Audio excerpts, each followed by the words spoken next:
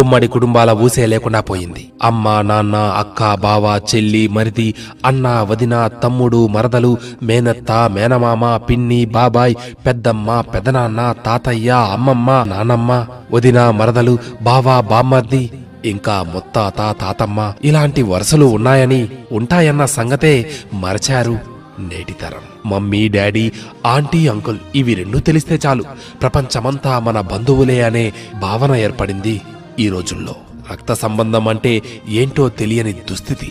కారణం, పుట్టగానే పిల్లలను బేబీ కేర్లు వేయడం లేదా ఆయాలకు అప్పగించడం, అందాలకు బందీలైన తల్లులు పాలు కూడా ఇవ్వకపోవడం, ముడ్డి కడగడం మానుకొని డయపర్స్ వాడడం, ఇంకెక్కడి ప్రేమలు, లాలనలు. ఇక ఇక్కడి నుండే మొదలు కాన్వెంట్లు, రెసిడెన్షియల్ స్కూళ్లు, ఆ బిడ్డకి ఎవరు చుట్టమో ఎవరు పక్కమో తెలియని పరిస్థితి.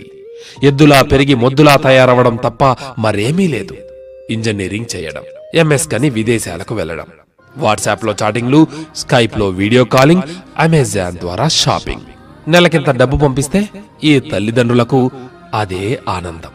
పెళ్లి ముందు రావడం, అయిపోగానే పెళ్ళాన్ని తీసుకొని వెళ్లిపోవడం. ఇంకెక్కడుంటాయి ప్రేమలు, ఆప్యాయతలు? అయ్యా అమ్మా సస్తే తప్ప కనీసం దాయాదులు పోయినా, దగ్గరోడు సచ్చినా దయలేని దుస్థితి, చూడలేని పరిస్థితి. ఇంకెక్కడి బంధాలు, ఇంకెక్కడి బంధుత్వాలు? అందుకే బాల్యం నుండే మార్పు రావాలి. పసిబిడ్డలు అమ్మమ్మ, నాన్నమ్మలు చెప్పే కథలు వినాలి. తాతయ్యలు నేర్పే మర్యాదలు నేర్వాలి. వారికి కుటుంబంలో ఉండే ఆనందం తెలపాలి. అది మనింటి నుండే ప్రారంభం కావాలి. కలిసి భోజనం చేస్తూ ముచ్చటించడం నేర్పాలి.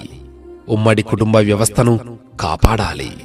మళ్లీ ప్రపంచానికి మన దేశం వసుదైక కుటుంబమని చాటి చెప్పాలి. ఇది మాటల వరకే పరిమితమా? ఆచరణలో సాధ్యమా? ఏమో మనమే ఆలోచించుకోవాలి కదూ.